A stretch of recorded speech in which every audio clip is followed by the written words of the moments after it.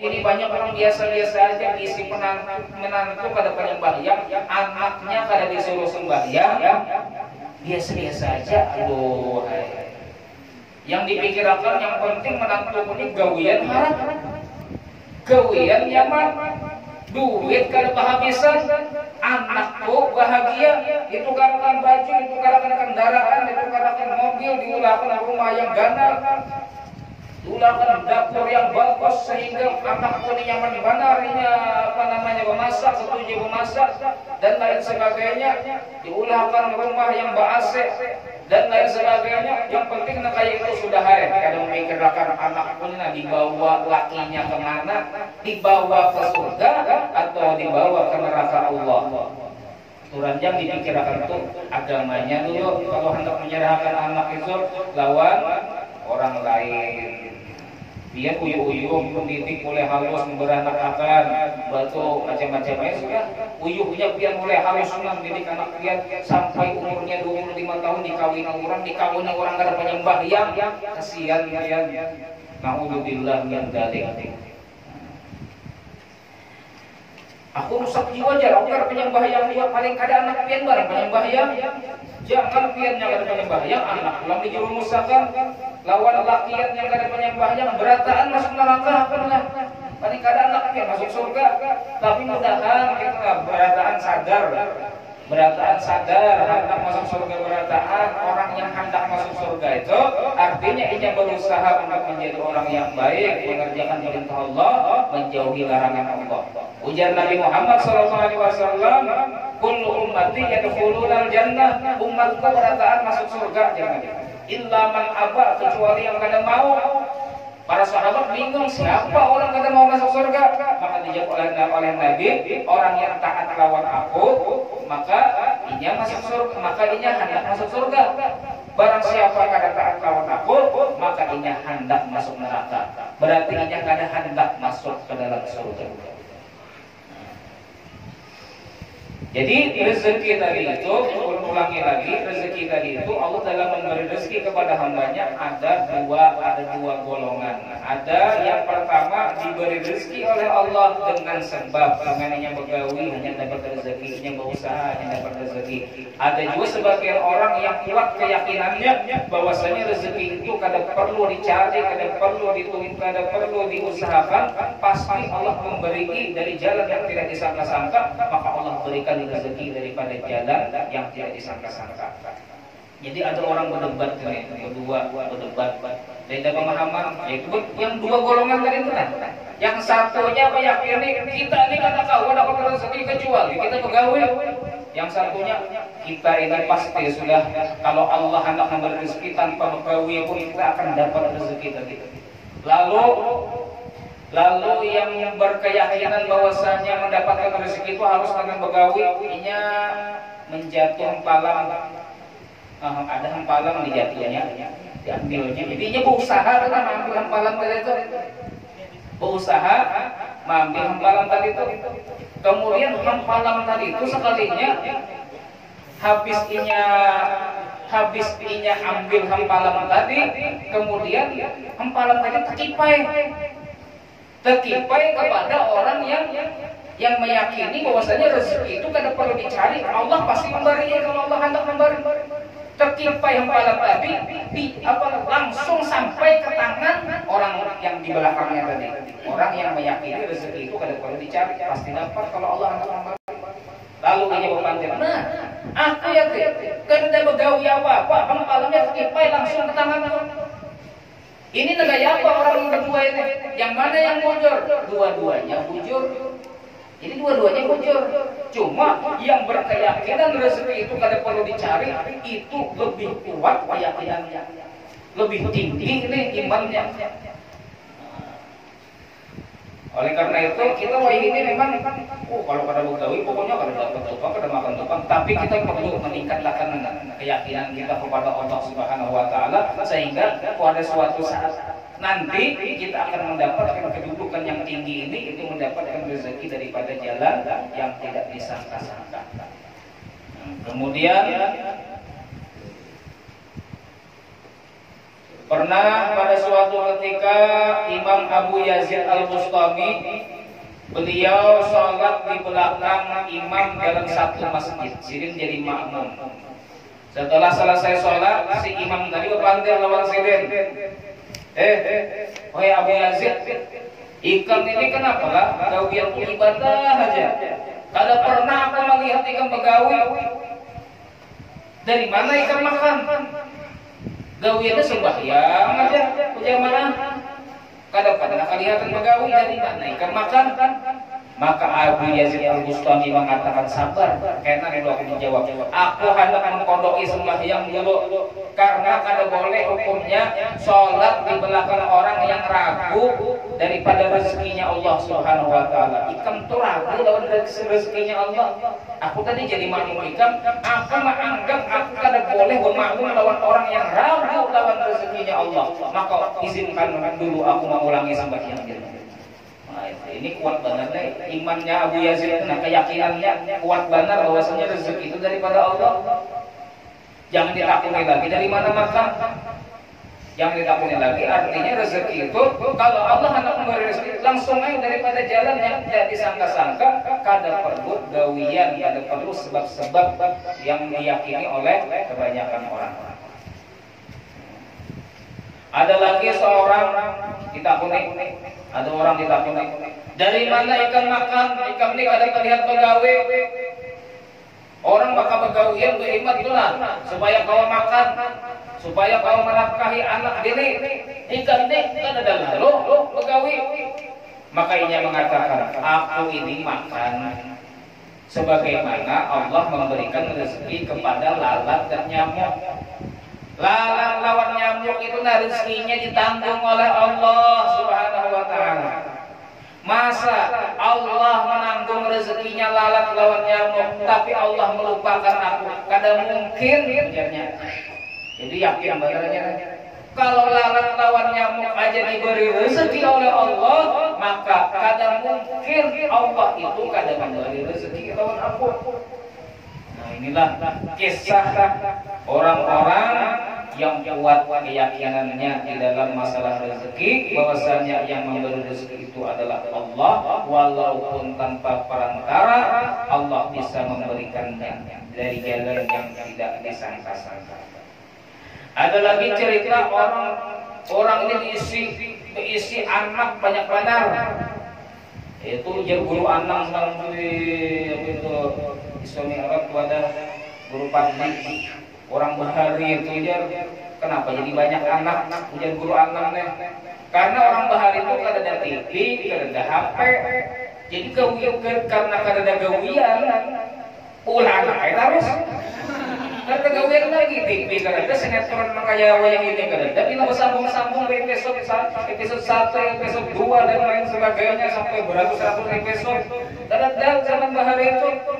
TV kada ada, HP kada ada, hantak TikTokan kada ada, hantak Instagraman kada ada, Facebookan kada ada. Jadi gawiannya daripada kada ada gawian, ulah anak banyak-banyak. Jadi saking banyaknya diisi anak bingung sudah kayak apa, lagi mencari sagan makan anaknya. Tahu ulah aja aku juga nyesel dia. Batunya hendak lari, hendak kabur daripada rumahnya, bingung sudah mencari gawian. Maka ada seseorang datang kepadanya, dan orang tadi mengatakan, ikam hendak gawian, ikam kalau hendak kujadiakan ikam orang yang bertugas memberi minum kepada burungku sampai dia merasa kenyang. Mbah itu dijulungi apa namanya timba, dijulungi timba, nah timbanya nah hamdilakan banyunya disumur minum makan ke burungku sampai nya kanyang. Sekali oke, tempuluh ini kada ada gawian nih, kada ada gawian apa-apa, maka ini kesempatan besar aku bisa dapat duit, dibayar orang meminumi burung. Maka dia begawi, diambilnya banyu pakai ember tadi ke dalam sumur, diambilnya, diminum makannya ke burung tadi. Kadang kanyang-kanyang burung ini anak minum terus. diminum makan banyak, sudah banyak diminum makan kalau orang tadi kada kanyang-kanyang dua. Iya kalau kayak ini kalau kada kanyang kada dapat gaji kan aku. Tadi kan tugasnya aku ini meminumi burung sampai kanyang, ini kada kanyang-kanyang aja. Makanya pun sedih, aduh kada dapat duit pulang aku ini. Kanyang kabur bujulan juga ini aku nih. Akhirnya datanglah orang tadi, orang yang menyewainya itu datang. Aku ini lain manusia ya. Malaikat itu kan kalau ia hendak bertamu lawan manusia, hendak mencoba manusia itu menyamar jadi manusia tuh hendak mentes manusia tuh menyamar jadi manusia ini hendak bertamu lawan manusia menyamar jadi manusia. Aku ini lain manusia. Aku ini malaikat yang mana aku ingin mencoba imanmu. Aku ingin mencoba keyakinanmu bahwasanya Allah sang pemberi rezeki. Bahwasanya tidak ada yang bisa kenyang kecuali dengan izin Allah. Kecuali dengan kehendak Allah. Tidak akan bisa memberi makan kecuali Allah Subhanahu wa taala. Tapi setelah aku coba kamu, aku ingin memberikan pelajaran bagi dirimu bahwasanya manusia tidak akan bisa memberikan kekenyangan kepada makhluk. Nah kayak ikan tadi itu hendak memberi burung tadi minuman sampai inya kanyang, sekalinya burung tadi kada kanyang. Itu bukti bahwasanya manusia itu kada kawa memberi kanyang kepada makhluk. Tapi yang memberikannya itu Allah. Makanya ikan itu ketika berisi anak banyak, berisi keluarga banyak, jangan berpikir kayak apa caranya aku memakani anakku. Jangan berpikir kayak itu. Tapi ikan pikirkan rezeki anakku, rezeki biniku itu ditanggung oleh Allah Subhanahu wa taala. Itu rezeki anakku, rezeki biniku itu yang memberi Allah, lain aku. Apabila seseorang berkeyakinan rezeki anak-anakku, rezeki biniku yang memberi itu Allah, maka Allah akan memudahkan rezekinya. Tapi kalau orang berkeyakinan anak biniku kada makan kecuali aku begawi, maka rezekinya akan disulitkan oleh Allah Subhanahu wa taala. Maka dia akan diberikan kesusah payahan di dalam mendapatkan rezeki. Jadi tergantung keyakinan. Artinya malaikat itu mengajarkan ikam tuh jangan berpikir ikam yang hendak memakani anak bini ikam, jangan. Yang ikam pikirkan itu Allah yang memakani anak bini ikam. Ikam akan nyaman, rezeki akan dilancarkan oleh Allah Subhanahu wa taala apabila rezeki sudah disandarkan kepada Allah, tawakal kepada Allah Subhanahu wa taala. Mudah-mudahan habis kita mendengar kayak ini lebih yakin lah kita. Jadi rezeki kita paling kada habis kita mendengar pengajian ini paling kada rezeki kita ada jua rezeki yang datang daripada kada disangka-sangka. Tiba-tiba kena ada duit datang 1 juta, tiba-tiba ada datang 2 juta. Nah, kita kan sudah ada nih belajar nih, keyakinan kita bertambah sudah nih dari biasanya. Artinya rezeki itu kada harus ada gawian. Kita bisa mendapatkan langsung daripada Allah Subhanahu wa taala. Kemudian Allah melanjutkan, ya ibadi, wahai hamba-hambaku, kullukum arid, kalian semua adalah orang yang telanjang. Illa man kasautuhu, kecuali orang yang aku beri pakaian. Nah kita beratan ini kan telanjang dulu. Telanjang kalau adalah orang keluar daripada rahim ibunya langsung berbaju. Kita ini beratan dulu telanjang. Kecuali ya Allah yang aku beri pakaian. Nah setelah lahir maka bayi tadi bisa berpakaian kalau Allah memberikannya pakaian. Jadi kalau ada anak pian pakaian itu Allah yang memberinya pakaian tadi. Kecuali yang Allah beri, yang aku beri pakaian, maka dia mempunyai pakaian. Fasuni kata Allah, maka mintalah pakaian kepadaku, aksukum, maka aku akan memberikan pakaian kepada kalian. Artinya kita ini minta lawan Allah lah, segala sesuatu itu dari Allah. Kita makan dari Allah, pakaian daripada Allah. Artinya Serahkan lawan Allah berataran, minta lawan Allah berataran. Bahkan jarum pun kalau pengen kada diisi minta lawan Allah. Anak penjahit baju rapid misalnya minta lawan Allah.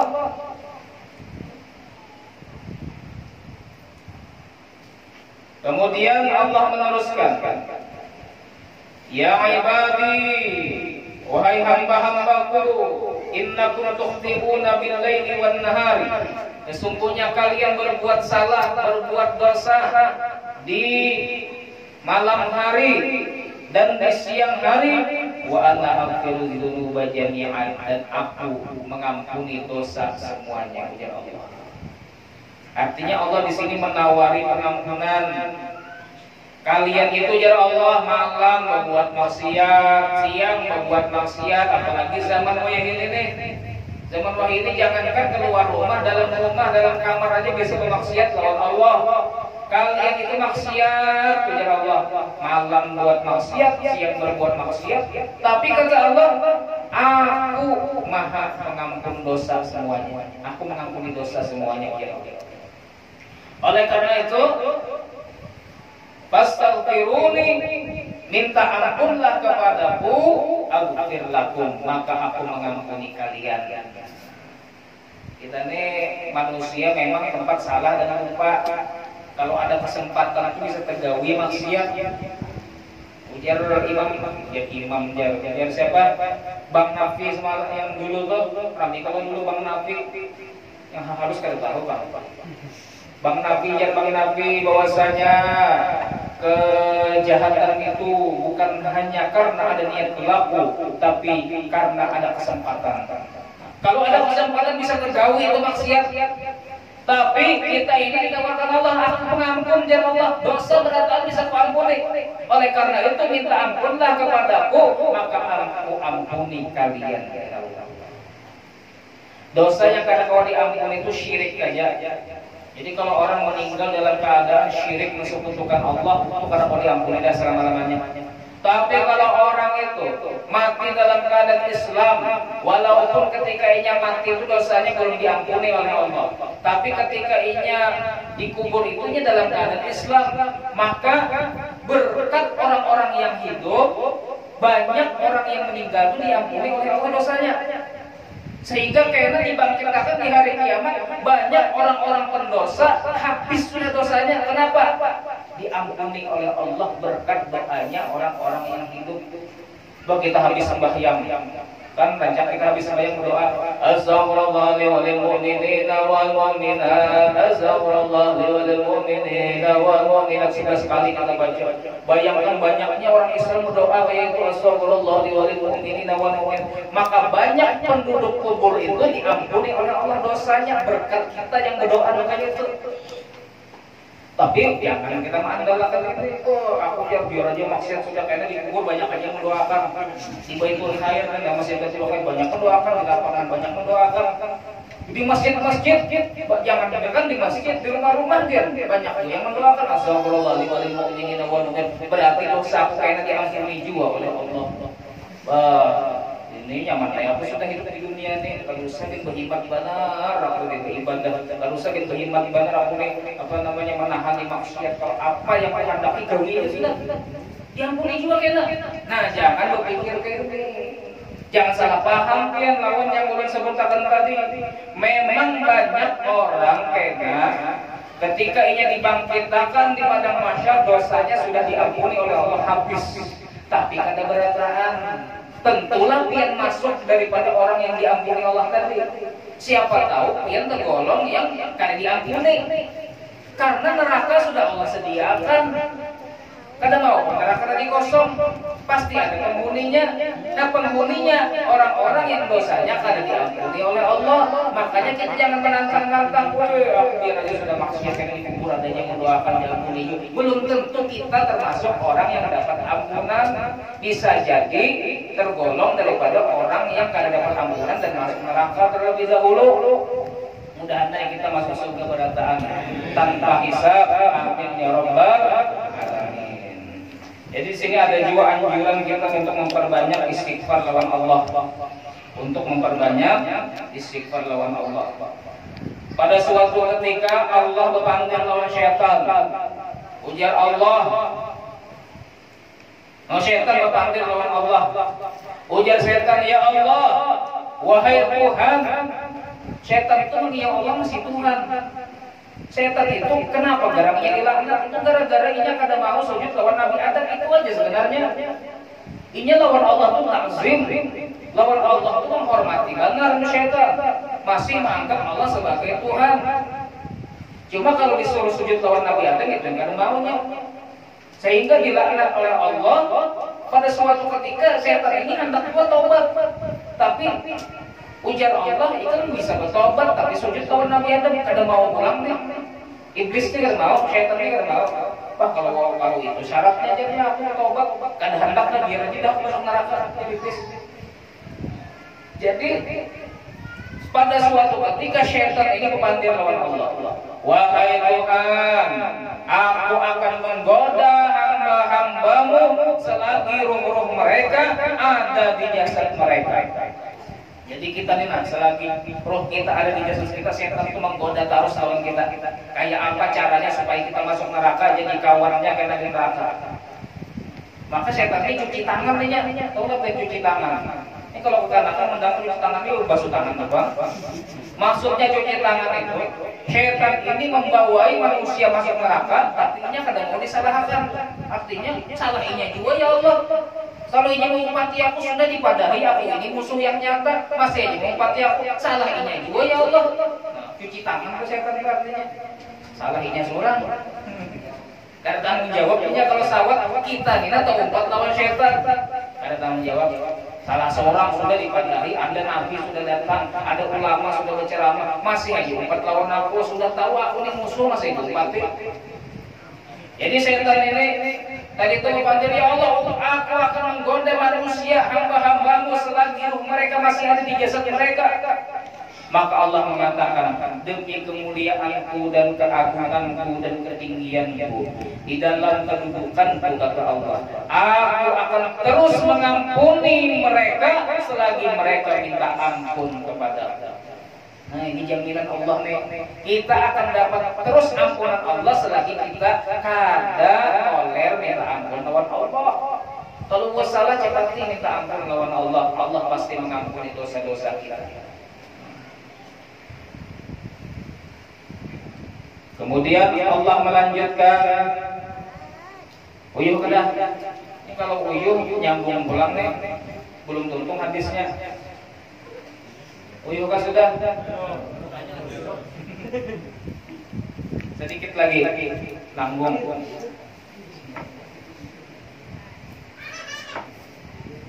Ya ibadi, wahai hamba-hambaku, innakum lan tablughu dhurri, sesungguhnya kalian tidak akan sampai membahayakanku. Batadurruni, sehingga kalian bisa membahayakanku. Jadi jar Allah, kalian wahai manusia hamba-hambaku tidak akan bisa membahayakan aku. Karena kawa Allah itu kada kawa kita bahayakan. Kita Allah buat Allah itu celaka, kada kawa. Allah dilawan kada kawa. Walan tablughu naf'i fatanfa'uni. Dan kata Allah, dan kalian tidak akan sampai untuk memberi manfaat kepadaku, fatanfa'uni, sehingga kalian memberi manfaat kepadaku. Kita ini hendak membuat baik lawan Allah kada kawa. Kita hendak menolong Allah kada kawa. Kita hendak mengusahakan kita ini membuat Allah lebih nyaman kada kawa. Kada kawa. Kada kawa kita membuat manfaat bagi Allah Subhanahu wa ta'ala. Jadi kada kawa mengolah mudarat bahaya bagi Allah, kada kawa juga mengolah manfaat bagi Allah Subhanahu wa ta'ala. Kenapa? Karena Allah itu maha kaya. Allah itu tidak bisa dibuat bahaya oleh makhluknya, tidak bisa diberi manfaat oleh makhluknya. Apabila manusia berbuat taat, maka ketaatannya untuk dirinya sendiri. Apabila manusia berbuat maksiat, kemaksiatannya akibatnya dirinya sendiri. Jadi kalau pian kita sembahyang, baca Quran rajin, Pokoknya ibadah, zikir, sholawat rajin. Maka pian jangan sekali-kali mengatakan, oh aku sudah berbuat baik lawan Allah. Allah itu berisi apa namanya hutang budi lawan aku. Karena boleh kita mengatakan Allah berhutang budi lawan kita. Walaupun kita beribadah sudah berhemat benar, itu kada sadar Allah. Itu sadar kita seorang. Saling kita seorang. Jadi jangan kita mengatakan bahwa aku berbuat baik lawan Allah. Allah berhutang budi lawan aku. Begitu juga ketika kita maksiat kepada Allah, itu tidak membahayakan Allah. Kita maksiat lawan Allah kan ada masalahnya bagi Allah. Yang masalah itu ketika kita maksiat, kita karena yang dapat azabnya daripada Allah Subhanahu wa taala. Allah berfirman, wa in ahsantum li anfusikum wa in asatum falaha. Jika kalian berbuat baik, maka kalian berbuat baik kepada diri kalian. Jika kalian berbuat jelek, kalian berbuat jelek kepada diri kalian. Ya ibadi, law anna awwalakum wa akhirakum wa insakum wa jinnakum kanu ala atqa rajulin wahidin minkum ala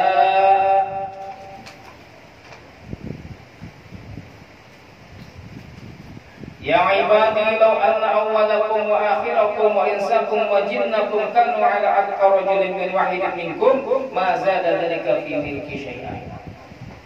Jadi jalla Allah, wahai hamba-hambaku, seandainya kalian orang-orang yang terdahulu dan orang-orang akhir, orang manusia berataan pokoknya jalla Allah, bahkan manusianya, jinnya juga, seandainya kalian berataan itu takwa paling atas paling takwanya manusia, takwanya kalian itu sama lawan takwanya Nabi Muhammad berataan. Ini mulai zaman Nabi Adam sampai hari kiamat, lawan jin-jinnya kayak tujuan, ketakwaannya sama lawan takwanya Rasulullah. Maka jalla Allah, itu tidak menambah kerajaanku sedikit pun. Jadi orang yang taat kepada Allah itu kadang menambah kemuliaan Allah. Kalau inya takwa, taat, itu mulia, inya seorang yang mulia. Kadang menambah sedikit pun. Apalagi ibadah kita yang sembahyang ada khusyuk ini, bersedekah banyak riaknya, itu sedikit pun kadang menambah kemuliaan Allah. Zaman Nabi Adam sampai hari kiamat berataan ibadahnya kayak Nabi Muhammad, jinnya kayak tujuan, kada kawa menambah kerajaan Allah. Kemudian ya ibadi, wahai hamba-hambaku, law anna awwalakum wa akhirakum wa insakum wa jinnakum qamu fi sa'idin wahidin. Law anna awwalakum wa akhirakum wa insakum wa jinnakum kanu ala abjari qalbi rajulin wahidin minkum ma naqasa dzalika min mulki syai'an.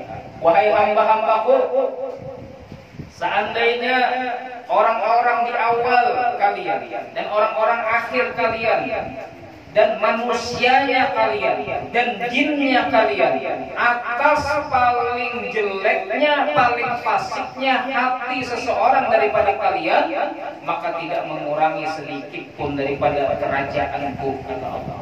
Artinya seandainya mulai zaman Nabi Adam sampai hari kiamat, kelakuan manusia berataan kayak iblis, karena dia yang beribadahnya berataan kelakuan kayak iblis. Bahkan jinnya kayak itu juga kelakuan kayak iblis. Maka jalla Allah, itu tidak mengurangi kerajaanku sedikit pun. Ya ibadi, sebenarnya ini bagus sekali panjang akan pembahasannya, tapi kalau dicepat-cepatkan kada banyak kita dapat faedahnya. Jadi insyaallah kita sambung lagi di minggu akan datang supaya lebih detail lagi penjelasannya. Ada cuma maknanya dan penjelasan sedikit saja. Nah, mudah-mudahan Allah Subhanahu wa taala menjadikan kita hamba-hamba Allah yang ahli istighfar, yang ahli ibadah kepada Allah. Mudah-mudahan kita semuanya menjadi orang-orang yang terus dalam takwa taat kepada Allah Subhanahu wa taala, dan dikumpulkan kelak kita di surga bersama orang-orang saleh, bersama aulia Allah, bersama keluarga-keluarga kita, bersama orang-orang tua kita, bersama anak-anak kita, bersama orang-orang yang kita cintai. Amin amin ya rabbal alamin. Bismillahirrahmanirrahim. Bismillahirrahmanirrahim. Surah Al-Ladzina an'amta 'alaihim